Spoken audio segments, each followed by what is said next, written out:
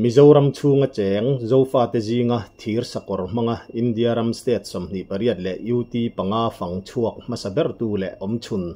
puwan lallom zuala elzeta varte chuan January ni somni panga sang ni somni palia aizo la chuasan nuin voin November ni nga sang ni somni pali hian aizo la lolut dona mission veng we me huai hotin ropui taka lo mu ani don ani tuntu ma hian elzeta varte kum somni pali November ni somni pathum sang khajakua somriat pakua piang anupui pistefi launun limi aizol mission veng chu tunge ani a engtiang taka jinkong hau tak nge azo atumru na le thei top chuana a en ton tlak zia tele a jinkong ba ka India ram record siam tu ani em ti te voinaro pui taka muwa na hun buat sai ani dan te mizo pangai san elzeta varte chungchanga ama kongeng kima kai hruai tu zingami mission veng branch waime president Dr. Zodin puya pachuaw biakna kan nei don ani pu chi baile kha e in veng pa pu elzet varte kha mizoram pu ma chanchin kan lo sia chuanom kan ti khup meya July a chuan tun tuma hian elzet varte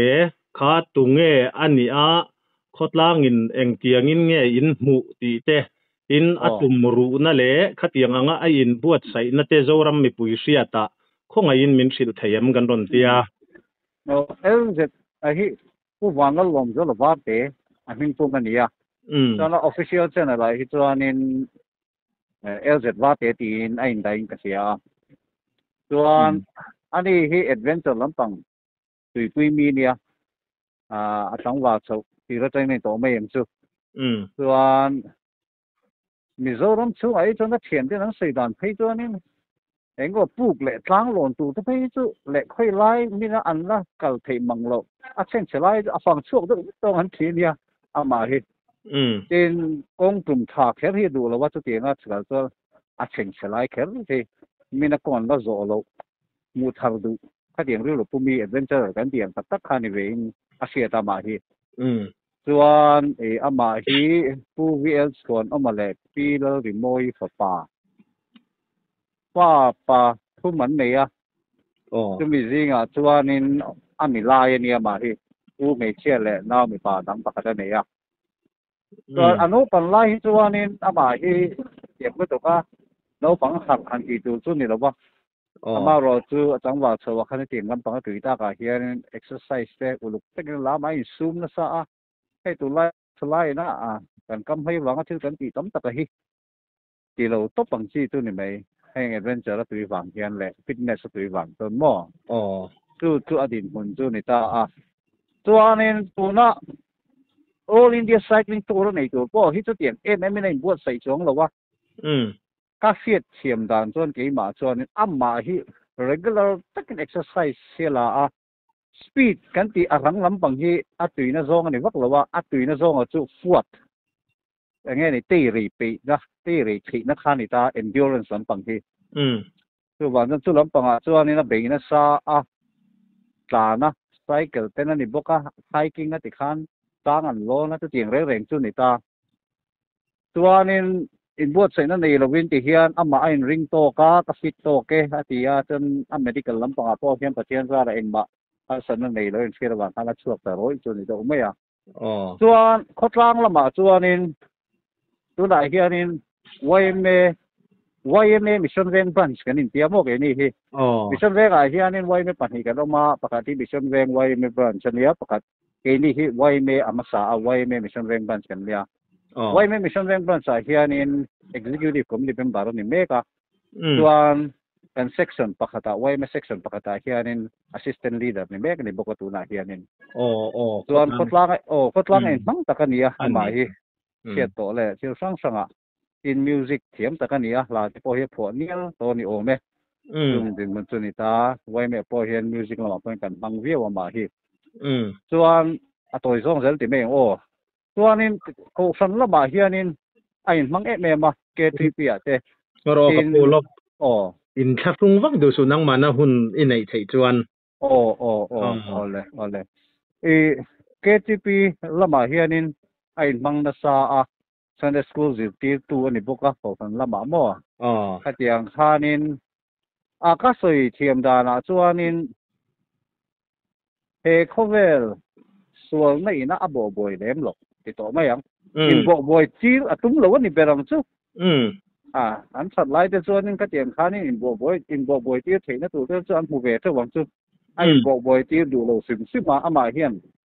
anu na hian thil tum hi lo ni ru ve renga he tiang hianin thil engemaw landmark kan tiang chi thil dang lam tak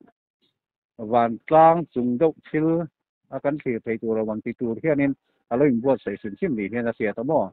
chu tiang chuan an nun chu ko san lama le tin khotlang lama po hian song boy lo ni long chu chiang min takin a vong ti la a thau me a en ton tla khop bai chu ta chuanin tuna a thil tiang hi chu tiang an nun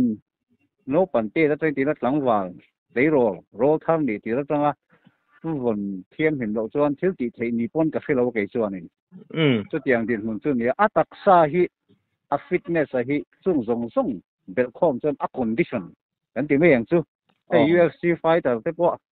thok le khata UFC fighter kha thiam thil ba mani ngot thei lo an taksa ten ti changa ti to ma yang ka tiang khanam flexibility te tiang khan mo kha tiang tu le khanin amma nu na hianin kha fitness kha atibet ani better ani berang chu condition a chu adin huna ni a chunga chuanin hetia all India cycling tour atia hianin mitam tak chana ba man ve mole te pon tia ti tu dang nei lo mi ten tia ani mi alo nia ama hian dor ne ya a dor hi ni kum to phan du pui aneya anu pui tu na hian lo en pol saka eng dor nge thing pui dor nia mo thing pui dor lun tak ania mission venga tho khan mission venga tho hian an mani ina hian ania mo chu an ko sak na hnuai chia ko nga na hian ania chu ni pui po so lu chelo lo nei ta lo po ni se en kol tu fel tak khi anei sim ma hian mo kha nge ni ang hetia cycle chu hian chu mi ala lu reng ani ti hi tam tak hian han chelo wa boy comments pakhat ka hua po awa man thak ve mole ron ti du tok te ha kan nom ta khala ya te khani e mi pui na kan lo sia ta kha apoi mo ve ni kong apoi mo lu tu nge ni ta tho tu nei lo wa eng ma ti tu nei lo kal top ni lo hetia kal chu hian chu mi ala lu reng ani ti kha kan sia chi poi mo kho mo khala kha chuan tu chang ani lo wa all India cycling tour hi adventure mi ni a tui sim ma khonge India ra mi kan samso nga mun sang kan mu tiang ti ringot khani lo de wa mission tum ne kala ni ti lai kha apoi mo e ma tu state tina ani na taka chuanin ni officers tele namdang officers se pona an lo gai pe mo chan university te school ten an som sa ema thu so ya athan chu green and sustainable lifestyle kha mission life ina akal pui me ka hi tu lai hianin a mission ni ta ni hetia cycle akal pa hian mo state som ni parian le UT palia UT panga atan tlang ma ro chu UT pakhat chu tan tlang chau nia UT palia khang zong kha azuk tlang au pui ni awareness azuk nei pui ni khalai kha ka pu amun lo zong ta kha chu soi vek ti po ni lo nga ma ro chu apoi mo zuality kha han soi ti anga ino malom ente soi vek go India me pa khan in the India state zong kha lo chok vek tu ni khalaya an lo don sun dan le enge mo anga inom le khani lang sar de ho kha chu in thung lovin min han an lo ngai poi mo dan chu hey mi zo pa ve me khania mi zo pa fit tak sai kala kal khani me ya sai kala kal re na ngi am dang kan mu pa eng mo mission hi chu nei deuh zela ama lo chu kulom zu la hi an lo lom dan chu na sa tak ani na chan la chu pakhan la chuanin tribal ani ma hi north east ni ta ko ta brahmin zinga te ti to ma yang kha azu khosata ni alo lom tu te kha nam chang kang tak nam tha tak an ni ta an mani in chung an som lu ta thingpui ten in puya azin chan chin ngai khatur khan da kar khatsung ken lo kom chei thak nei ni kha adang lam nei mem tu ni ta chuan institution en ko tu ten lo ni ta อันมานี่เขาจ้างอ่ะพวกอันที่กันที่ยังแค่นี้ที่ prominent citizen อันนี้กันที่ตัวรังคันยังไงอ่ะเป็น officer เรียนตักเต็นนี่ตาทลาการันดาโซพวกนี้เลี้ยงลูกแต่พวกสังกังตักกันนี่ตาข้างแต่ข้างอันมานี่ institution จิลนี่อินเตเล่ company เต firm แต่ข้างมั่วอันชัวยะคุณนั่นนี่คุยนี่คุณนั่นนี่คุยสิอาจารย์พี่ตัวนี้จิงดาสมเวลา next destination อัตเล่นตัวรักษาkilometer zate di thina wang than sai gela in rap tur thani aba em ma anti tai pha thil ni khaten ko program mi ron nei sam te anti te po ni yang ama na ron sei da he program mi nen bot sei sak le tak na tak sok ma sei don ron di sang kha anga em me ni ha kha ni an lo flut le di ti kha a chiang em me ya chu ka sei so lo chuan in state som hi paria da he la lo bera state som hi pathum pali a chon ni yang stateปทุมปลีเด็กเขาจะเองบอก election นะวางเตเล่เองก็บอกบ่อยหน้าวางข้านินไออันมานี่ festival จะปนอย่างข้าเล่มันเราโดนสนกันเบสเองเราโดนสนทันเราดูเขาจะออกมามั่วมาเสียจุดที่จุงจวนนินอันมานี่มีเลยซาเด็กค่ะอามาเห็นนะเขาเตลาหมดเตอันวับปานาเตียงข้านินเทียงอังคาร station จะปนอันวันนี้คือเท่าว่าจู่อดีตหุ่นจู่นี่ตาจินจู่บ้ากันจนไปหมดลุกตุกจู่มิโซกันนี่ที่กันวันวานในที่ไรที่อันหลังเทียนเมียอักกาลนั่งมันเปียเมียเฮียนินมิโซที่กันลูกเด็กเล็กเมียอินเดียเราบอกให้เรามากังเริงของเมียกันลูกนั่นสู่อัตเตมขบินกระริงมิชชันนารีมั้งออฟฟิเซอร์มั้งตัวเต็มมั้งคุยไล่มั้งสุการน่ะทบินลูกเซลเมียมั้งข้างนินอันเชียดข้างนินอาจารย์จินก็ที่ข้างนินอันมานี่สเตนนิวส์เพเปอร์มีเต็นเราเชียร์ข้างอันเราทิ้งดูเสียงไม่นี่บักเด็กไม่จูใครให้สุกันหมดพูนนั่นนี่กันมิโซปุยกันเงี้ยนี่ดูน่ะเห็นโอลิมเปียไซคลิงตัวเป็นเงี้ยคืออารมณ์กันเลยจนให้เรามาลงกันจนให้ตากันโลโลมั้งกันโลดงสมังกันโลเข่งกันเดียบ่ขัดอย่างข้านี่ก็สวยสวยเราตัวกันฮะอินเดียเรามา Union Public Service Commission นะกัน officer ในzong state สังกัดเทียนอันเราต้องส่ง到วิกติดใจละสวยสวยเราไม่ใช่อันที่เรามั่มเลยไม่กรอที่เรามั่มรู้ตุกริงมัดค่ะอันที่นั้น officer เช่นกับจะบอกให้สิงควอตาเสกขัดอย่างนั้นเราโดนส่งวิกนัดชั้นตัวเขาเราเร่งอ่ะอามาเราจะจู่อันนี้ all India cycling tour สักอย่างนี่เราว่าชั้นนี้มิชชั่นไปหมดทั้งเด็กกันนี่นะบ้ากับมิโซนี่นะขโมยอันมิโซปุยนี่นะการขัดอย่างนั้นเราต้องส่งเขาเรามั่มอันจู่อามาพอติดขโมยเงินอารินออกมาอินลำบากจะปนนี่เนี่ยแต่ก็ต้องการฆ่าให้วัวกันนี่มานี่ชัวร์ใส่ก็แล้วอินเดียรัมหันฟันสัวเขาจะหันไงตัวริบพอเฮียนอินเดียรัมจะจนโน่แต่ไปจนสายแต่ไปจนบุญดานทำเต็มที่พกเสียมั่วจุไลก็ลงห้วยตุ่มรูนับเปียแล้วมาหันห้วยเฉินนะไอ้ลุตุอามิมาหลายที่จนใส่ตัวท่านเนี่ยมีห้วยเฉินลุตุอันเดียเป็นเขามีก็เสือไล่ขั้นกันเสียลบดูจู่cycling tour dia hianin Strava ina record sa kani record thi ke ma pon tu na hianin at table forming kan nei sak de ubeka chu dia chu proof omani chu dia chu Strava hi antina cycling la tal ka ha to me khonge tak khi kan lo pharding ga tak ai cycle ka banga kan chuang khri ten ti kha thei ve lo ni Strava chuan Strava kal me ga kha to top mai mo ka ti khanin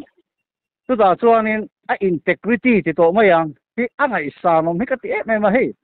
tu na hian selesi veti ge sau sa kanom tir me ka wen trai ka ta kan lom lu don ni ta so wa tu da chuanin kolosi patana ni min pia le a aron chou khan escort tu kha apa le a thian pan ru kala tin a thian te pani hian kolosi patangin scooty na non escort bokani kilometer sing sari chuang tlan to chu ra sing khat sang sari chuang tlan to chu a ha lu tuang ti khan zan lon chowa te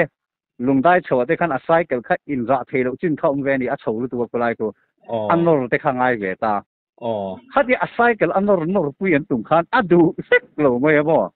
khai ni la we ke ma ngeng ke ti ngai ya tia tu selesi theng chong ke ni pon kalon huak ve a amma ngap tha na ron khal sai na ron ni nor seng chak ta wani chulai chu moข้ามีเจ้ารามันตาสเตทดังหันจุดยังอังจูจุดยังจุดเล็กอาทิเล็กอาชันจูโม่ chúng khát chút cái không ấy lúc đó ngồi thế khai lại chút anh em mình này truck khai lâu đi là truck nhưng mà hiện vốn là cycle khai cái là extra vào bộ cái rình đồn thâu lồng cái tiền này cái không ấy lúc đó khai hạ lúc đó không có chúng lại cái là sầu ăn sầu không bị ăn nghe này tuy này cho đi thấu mà sẽ công cụ giao biết luôn cái này cũng có sầu tắc tắc elevation gain của mà cái không ấy lúc đó khai chút thì chọn thì mấy tệ cái tệ khai đủ thắc luôn đó không có ngon rồi cái số tiền cái chút món sai đây hello oh hello is it there aron che cái này gặp câu rẻ đó là lắm tiền mà tiền thanh nên chú integrity anh này thật đàn lệ dignified cái cyclist adventure anh này ắt xuống nằm cái gì bao nhiêu cheat anh ấy sắp trong măng mấy là cheat khát tum lâu rèn mi khát bùm mà tum lâu rèn anh này chú tu na hiền chú vàng chú anh tu na hiền alan đàn chú anh em Morocco na thuốc ta có ông anh lâu chú anh Indian Book of Records sa po hianin atuan aning hi atuan taken ringa mo alai ka mo ka pu report pakhata khan India record siam tu ti kha anian ye khalai kha a record siam na taka kha achung thua khan ji a kha om che lo India mizo ji nga chon achiang sa ta khalai kha enge in fiat dan kan fiat dan chuan midang ti thin hian an lo chi tho mai mo ka adjudicator an oma Indian Book of Records for the part of one and in Tom Chi na mo chung adjudge tu te chuan eng tim kha adikailin an judge sa vet thin ani chung a chuanin an judge a khanin engemo engeni sumbung omani kha chuanin an pom ta thin lo mo engema ka ko kha chuanin chu tun din hunai chuan ezeta hi chuanin keima pona kalau record sa kai chona Strava tang hianin eng ma hi sumbung om lovin kan sia mo chu ta chuanin record hi kan be sei dan chuan India ram phang sai ke la phang ki sakura phang chuak chakber hi record chu ani thot kan ringa pakhat na apani na chuanin India ram sai ke la phang chuak ka sai ke la tlan thui ber po ani mai sei tulai chu amaro chu na kin adjudicator sen long kalanga kha ani na anjas jana ani ro na mo tulai chu ting khat sang sari ille tuna hian somli le pati ning ka sia kan record hi mo ting khat sang sari a kilometer za ta kha kilometer ka le somli le pati ning ka sia mo aizol weina ron then na tu ne hianin tulai chong ka pu nang ni chuan chilin khe zau ta ngami puinol pui chong kan selem lawa hei India ram phang hi chu anom zau zau thina khala ya kha miang zat vel nge sai gul manga India ram lo phang chuak to anga chuti zat vel chun nianga ti kha in femai thein ta se mai lo mo ma se an tam thei lo an tam lo wa tin Indian Book of Records se an nei te mo ti hi ka chiang lo mo chu phang chuak tum phang hi tun tam mai ama lo chu tu la po hian pakhat tlan ne ko man tia apian chamni na chok apian chamni a chia thleng le don thleng le tu man tia mo ani kha chon ni chu thasom pani tan don ti na ni me ya khalai kha le zete hi atur hun chung hi thakwa le achan ve ve lan ya ma se chu asai kala in ra kal hun lai ta khimo tharuk le ni som pani chawan ya kum chan ve ve chi ni mo an han chau achak thok mai tharuk le mi som pani vel chi ning ka sia sa chiang le chi to lo chu diam bok ve chu ni mai lai chu ni china khan in soi a khan hun sang sanga te khan po pe na lo ni ta engemo atum anga at chet chua thei lo kha atamang reng mel riau me ya ati ra in ruam man dan dewa nen ai in ti sukuk viau emeng tik vela ron le hun tur de win ngai in ruam man in ti sukuk ke arong le hun tur hi atol itinerary a chuanin September khatir ani lo chon August khatop ani ta mo tu na November tu na November le sakhat le chan ve ve na exit ta mo tin aba ta achan tir khanin antinan state pakhata ba thleng ta kilometer zanga zaruk te sang te achan huwa khan chuan state pakhat aba thlen khanin atuka felicitation ten lo nei a program te school a te mo university a te pollution board ten an lo nei pui ta tin ani lo pon hei ange ni industry ang te po khan mo tin ka khan khan Bihar khan governor khan alo kom hiala ni ti te kha mun chen ka da chuanin khatianga governor te pon an lo ko ma tin Nagaland a po governor ni lo kom mai ba ka khan chen singa lo pe nge mo tin an CM po khan cheng sing hi chu lo pem kha kan cheng to lo bo khatiang khanin sum hi chu atal na hung la khatiang officials khanin pek lo pen om nuwa ni ani na taka chuanin tin kong lak lo te po lo ti dinga ai newspaper ate lo share khatianga ama ni tian che ta tha te lo lak puya sum te lo pe a ange ni khoya mo restaurant ate an so zo ka thil e ten du te ama tui in turan leina te khan an lo free thi na ni an free na sa khop mai te khan kan pek sang che ti ten mo vai trong hi thiam lem lo wa kalama sap trong an thiam lem lo wa ni tong bek khalai tak kha zirna lama enge adin hun le zirna hi BA aizo college ta pa sok ni ka sia ka kha so mai thaya amaro tu BA tu pa sa amaro tu a college ta ka hi aizo college ni chung ka tia mo tu ni pa sok tu ni ve ama hi hindi kha athiam vak lo witia me hindi athiam vak lo kon lo thiam lo ani mai English ni deu mai anga tero English ni zo ni mai chu lai tak pe chu nia a ril ru huai sen je kha tero hindi po thiam lo le ngal ka ani na taka chu India ra ma hindi apoi mo je kan thiam mo adik sia chu lai te kha khalai te kha aro pui ka tia ni ching hang ka zo tang che kan tia ma ro chu kan thu kha a in la lon tha tin ko han lama khan ni hei kan lo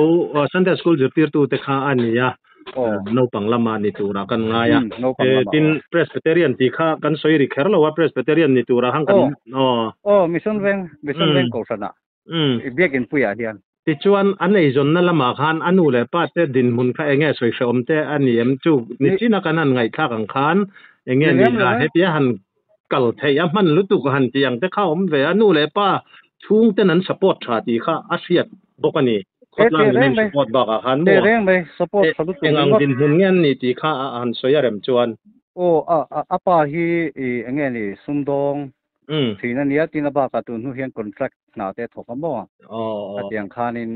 atang kuya ani po hi khotlanga apa po khotlanga in mangreng heta YMA mission veng south kan ni laya enge ni khotlang poi tu ni reng local council chairman po ni reng ani amo chu ami din munatanga karil ruala wama khachu ni china kan han soi awa man ve na chu tiang khatiang han ti lai lo om thei lai han anu le pa chung te khan an tui puya ma in azon na lo nei lo po ni sela khatianga fa te tuina tui puya kaltir thei tur din hun khachu an ni ti lai kha han ti rik zo kha thain ka sia tulai chu kan reng me khala ma kha chonin tong tu chelowa problem an nei lowa a u hi veti doctorate degree nei ne ta a u che hi chu pasal chu nei to a tuna hianin Nagaland an om mai thaya Nagaland ning ka sia mo border vela chon dimapur na son an om me ka chu ni ta chuanin a thang che hi ami padang le chu ange mo sum don na hei motor la salang chi mo adiang sum don na te po kha ati boka khat tenia social media nia an selem lo an du no save ni hi kan ti maya tinga ngai thu tak tu la po kan ngai chuang lo wa ni amara ro chu mi then khat chon an kha te lo na pui ve deuh thina alo thei lo an background a se chiang tan chon mo le ama ngei po ti mayang na ko anei renga ni ti kha eta mo sum do na nei renga ni ti kha mo kala ya kha nge ni tong moi lo ni lo se la sual kong zo du po ni se nu le pa se chung ko summa zo thei fe chu ani reng ti kha ani reng tiang reng ani reng kha azukal na vel lama kha han soi mai le han soi du te ala omem ka pu poi mo de wa chu a fitness a hianin keinin to itinerary happy hian ni kalanga hetian ni kalanga tai kalanga ta chon ni thenga hei hi akong mai per ni kan ti thina khan India lama landmark reng reng ki thelatum lawa akal lo chuna chu Rajasthan khan in Jaipur atangin sand dunes kan ti ang kha vathena du ni cycle man maro chu kholung wang lai tak khan ni sia june kha chau kha achi lawang ka ti saka ani chona tuma rung khome kal chal kha tuma mo amar zen tin mani khanin nge ni kan convince theita ta chuan akal talo chu ti lawa hi chu India lama landmark khu India khomwal pui top ber kan ti Dhanush Kodi point ti te India chim top ber kan ti Kanyakumari ti te tin talan hindu bak lo amaro chu Karwar naval base Indo pat lo ompo kan India sipai te na an base ta na long ta na an man nge tu lang chi te po ka atlo mo tin abaka India ma mun hiam ber kutana tan tia hei hi sea level atangin fit sari vela hiam ania tu chu atlo bok ta chu kalpen zela ngai ni su kong atangin khang kha akalpen pe zela ni chuanin tu na a cycling chan a mission life anti den chena PM Modi ana statue milim lian mai Gujarata man kum thum kalta bela phona kha Statue of Unity te kha batlo mo tin chu ba ga chon India rama motora kal theina sang ber lingla ladakami kha kha cycling han thleng chunga tani kha phe ka chu aron thlen huna hen soi turanga khopin karinga bo ruak te po kha atla cham ve ma po kha athan chu bike ka kal te po hi ni na taka chon bo ruak thasam ni anom thinu ni lan thlen so hian mo ani ka cycle in rap trau in ra thei to long no in nor chho kha ni ta tin kong a in vet kwal na sol tu ko khila e ki atlanga sang lu tu ko wang khianin khang kong in vet kwal khang kong atlan ta lo khana chang chuan short cut ti khanin kong lo wa khanin kong hnuai tang kong chung ate khanin a in nor chho ta thino mo khang tiang chang te po ho ta chu adin huna ni ta in chu ba ka chuanin poimo chu Kalinga University India rama chu university lui beraniang chu lingami niang chu history te polang pha do mo kha tiang ate kha an lo so ma ama na batlo po di lo an lo so ma ni ruwa asoka lo lang halalam ni he tira ai soi don cho ni soi tu hi tamlu tu ka ji ala ya kan mo ka po ne nangma po ifak ka tia ka tu lo sia danin a mentor eng kim lo kai soi tu helaya tang po thatiang anga kongtin renga lo ko mua lo ti pui tu inia nangma po kha ma nge ni phone ma ni se ngai lo lama min lo ngai sak lo lai ifak ka ti tak me mewa lo la tun din mun hi a teng kherang em ti hi karon riat dan ania chulaya chon khalai a hankal na velaya khan engemo har sadna lian tham kha engemo han soi thei turang chi feom han ti changemo ama po han beidon leklek ang chi te anei omem a soi du lo mo aron thlen ri chon a soin karinga ama ro chu ti chung chuanin engemo thlen ka ri chu siat chu kan nei thowa entina kholung wang lai khanin south atlan lai khanin a temperature po 43-45 degrees centigrade ni lai khan ko Halloween ni le ni nei khalani ui takani ko Halloween ania ni khata tui hi liter som te inamo in lo thei lo wa kha asan chu than tui khan na salu tu ko mo chu ni ta chuanin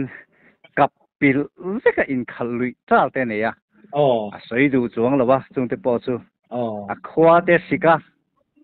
a soi du chuang lo wa in khal rel thawa kan lo se le kan tin moni mo kulai lo seng tu te tangin te hang anan biaถ้าที่ยังสร้างข้างอ่ะผมไม่มาเห็นมั่วสุดท้ายแต่ก็ชวนนี่ที่ในใส่ตุ่มรูนะอย่างเงี้ยนี่อันมิชชั่นนะคะโผล่ที่โผล่ถึงตูรินเส้นตูรินเองมาขัดดาวที่ขัดตุ่มโลกสิ่งสิ่งเป็นกรุ๊ปที่ออกมาเวอลเซต้า All India Cycling Group ที่วัตถุกรุ๊ปที่จะมีเองมาจัดกันมาเวต้ามีจัดส่วนเซ่สุดท้ายพวกชวนนี่เก kilometer somria te in ra kal nu po hianin ni sen sa nuaya te avo em lai po yin nui sang hian a video hi la ron post pe ze la mo mi tam tak so ni ngai thata ken khai he fi se la nim kan ti ni me te ma se anga khopin kan aru ka harsat na lai mo tin abaka seidu lem lo tuna po mi tam zo chon kan se lo tu chu en tinge kan tiang thi trep ang do din huna che po khanin tu me ngoma za chu omani ang vela kha kha adin hun chu ni aron ho huna ama na soi huna le khabu te so du ni a riek du ni chu ngai no mu tang tero ngai no mang chu chu kalai ka kan sevek big lo tin ke ni pon ange ni ang an negative zong thil juk ti pui kha achi to lo wa kal to lo wa encouragement in pui na li khan ni to in ama him the na tur zon pui khan ni to akong zo tura te elevation hi athato kem hela hi ti te tang kha gps teng thei to pinga lo se pui venia ke ma ba ka hianin dr mal som ki ma dr maski ya han te mo dr maski nen hianin amma sana le dr maski sana chu nin ling ta kha khanin gps tengin adin hun a om na zong zong kha alo chui ta nin mo te khanin kong e tu na om mek kan tia hei semi chu seng to tiang chi te ta tiang kha chu ama hi a har van tha dia chu kilometer som rup som sari vel ai cycle to nu te khanin a then na tur hun na chang chuan kilometer som ni te na lo tlan pe lo mo hang chang te kho ma enge yom zia kan tia a ka ma ema a pia som kho om garing chu ta chun then na tur men ka te ka tlan tlang ti chang te ne mo ta tiang kha nia adventure mi dik ta ka ni ti kha ka sei chem dan ni all some bera chon mo ai le ni kha tluang takin ai zola ron lu dona tu na ruam man na te nan sema khalai voina in ruam man na lang puya ka ngai in minan thil le thayam voina chuanin dar nga le chan ve hian durtang le tana e selesi teng na ron chua ka nga ani chuanin dar thuma pollution board in mc hall a punan man puinga chu tanga aron thei chu kan lo muak dona chuanin pilot car in ma thuainga ama tlananga anunga hian official car pani pathum velan tlan venga chumi hnunga chuanin Mizoram Cyclist Association hoin an vai do thoni garing aron zui dona cycling mo chuan traffic sp te police te dc te le veng sang sanga local council le YMA te po khatia te mathom kan nei lo na lai tura kan be to a chung chon min lo enko sak dona traffic te po athe ang angin traffic ti boy tuk lovin chuna ron lu ti ri kan duwa amaro chu traffic ti boya ange ni mi pui nun phung ti boy zong ti kha kan du lo wa chu wang chuan in dali office ban nang to chu wang chuan da nga la chan ve kai bo sen daru ka te kan chua chuan traffic te kan ti boy lo zo nga ti in chu kan bil ru om dan ania kan zan kan ti na chan ki mo chu ti ni lo sen chuan ei wen chuna hian in seli si teng ne long kalanga kan lom lu reng thei to ai te kha mi pui kha kan ngai chang mo in ti tha he mi khulai chu chuan apani na chuanin kan ang kal zelanga Raj Bhavana azui tu zong chun lu thei lawa governor in Mizoram chunga aron lu le aizol ron chu hello welcome don ani sarkar angin mo kha alo welcome nga lo chi pai nga ani pon a cycling tour chungchang azonga za chu ni lovin le ka bu kan sian te po present ve nga mo chuanin thingpui te reilo te minute som panga tanga som hi ve kan inanga midang chon pon lama milong ha nga aizol club bulvela khanin chuanin chutatang chuanin kan venga kan lu tanga dariat bo vela chuanin tai ber kan thengpei tu kan ngaya zara chuanin traffic po kan ti boil tu klo tu kan ngaya ba se traffic sp lam te chuan one way kan tlan ti don nen tiamo chu tiang chuanin kong dunga nge khanin veng pa ni na ngin khotlang chuanin veng chunga nge kan khotlanga nge hianin ilo lom te mu ti kha aring na te wangin konga lom kan tuma kanin thasung talo dewani zan lampang tu te ni boka kan tiamo chu tiang chuanin pu jl lian chung nunga kot zona khianin stage kan siam to chu ta chuan kan long chuan kan van nei khopa he program mi ron man pui tur hian tu na kan icon dita le zela ro sang ning ka sia Jela ro sang kha kan soma lal sang le na jela ro sang mo anon thei don flo maya chu chuan in miron zai sak bok do na an ti ro so tiang chon hun zani na chon kan mang don an deu bere Central YMA te MOP te pollution te pon ding ami sang tin ba ka tu nu point kan secretary hi tong ne ka sebek to lo ba lenge mo thil pek ka du ti hi official thing po hian anom nuala sports minister lang hing lo po hian thil pek a duwa aron soi to a tiang khan in anom nuala chu kan program man dan tu atla chop a program ka kan CM Thomas atla chop a han bel ngai po tamang han ze ngai po mo tiang chu ni in fakom ka ti khop me ni he Mizoram atun line icon boruak te alian me maya a chen chu nan han soi sela ti tak maya boi pui hi ngati nge choi moi tur dik zo kan lam che line ten han te ma se soi sel ngot thei po nin ka se chuang lawa boruak akal an fan sten thei do pan chuan fakom me ma chu ti rualin ni he la ya mi ngai sa nom mi tum ru khatiang ang zoram pum mai po ni lo India ram mi fiat an ni ya an fakom tak mewa khotlang ina in lo don sonda na po kha ro pui kan ti tak mewa ribu takin choi moi tur dik tak an ni ngai san tur dik tak an ni ti te po hi kan riat thar zela tha e la ya tu te mo kan ngai sang kha ngai san tur dik an ni lo ve kan ti na ni chuang lovin ading chialong jula ya tu karil ruali na kan ti kan soi ve lok du ti chuang kan hanin kom ta ka khan elzeta chungchang emo ani lo poin engemo ami pui khiata han soi le du sim te an nu kharnan elaneyem atop nan chon mo kanan chut wang hian elzeta thakwa le chan vedon hetia atura chua hian himdam tak hetia in aron thleng le thei tur hi trong trai na hi adong na sa ni adong na sa maya chu mizo ina mizo to Christian nam kan ni kan in trong trai satiang mot ni lo do khiat na kan ya tinama pathian ti mi ni ya chu ta chuanin pathian ve nim na hi achanga chuanin tuna atur hi plotling takin azo tir ani na hi alianin ka sia chu midang po an ni thawin ka sia kan kom te hian mo grupa patling lampang kan kom te po hianin chu an ngai dan hi ani do fowa tin chu ni china ka sei tong khan anon honga a chip chiarin an seinga a thi te udan te po thil sang ka pathian ven him na lo chon thil theilo chu ni lowa ma se thil theilo ang chu ga ngai tu ning ka sia lai hi mo tin abaka chu mun tin me amazon lo oma an lo lo ma khan ati thamwanga ama khan fui na sal tu athena akal le na tura po khan thatharin a thok zel ani khang zong te po kha ani mo tia ngai enge ni lo ngai sakwak lo endiam me the vek khani ta ni na ta ka chuan a sonom he me ti khanin a top te ta ma ro chu ngai sak tak za thena lo ngai saka a ele into zong aria na tur zong kholum huaya karum mi AC karum ro zok ro tin kha tenga tin zong te ka pathian ni na kai shoi ni ti la ya kha a thu pui lian tak ning ka sia chu a dia ti top nan kan mangange ole kan lom lu tu ka kha kongeng ki ma kan in kom kar la kan soiri gang khan alo kai shoi tu le fui phur tu inom angaya hakila lungpoi mo tak mai in ni a tin achung te support na te hotlang ina